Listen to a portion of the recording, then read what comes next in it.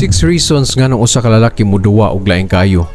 Daghan ang rason nga nang usa ka lalaki muduwa og laing kayo. Maybe wala makontinto, napulaan, or wala nay gugma. Ayoko sa'yo! Hindi tayo kasal! Lahi-lahi ang mga lalaki og lahi-lahi sa mga rason. Pero mao ni ang kasagarang rason ngano ang lalaki muduwa og laing team. Based ni sa study ug opinion sa mga eksperto.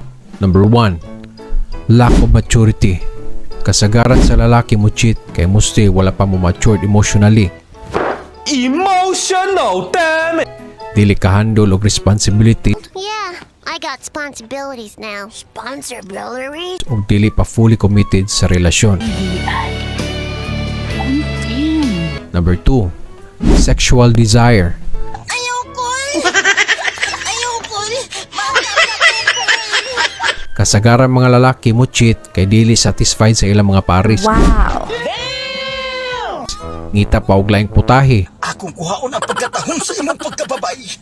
Dili kontento og usa, gusto duha or tulo. 1, 2, 3, 4, 5, 6, 7. Number 3, lack of love.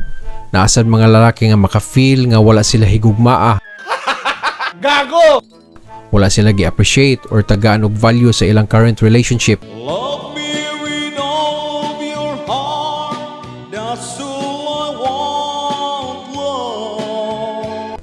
Usahay mao ni ang mga rason nganong mangita silang laing affection.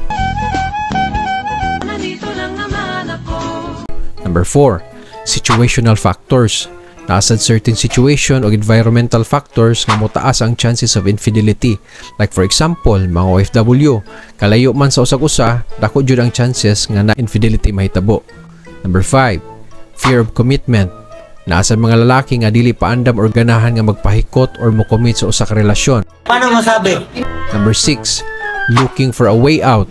Naasad mga cases nga ang lalaki mo cheat kay aron makagawa sa ilang current relationship. What happened? Something must have happened. It's not you. It's me.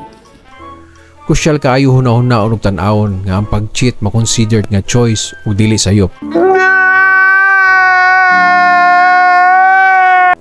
Imposible nga walay masakitan o walay trust nga maguba. What? Bro, what are you talking about, man? Naajud na, especially sa part sa giilan o gibetrayed. Kung nai-issues ang usa ka relasyon, much better to talk about it honestly and openly kaysa himuon nimong rason nga mangita ka og lain.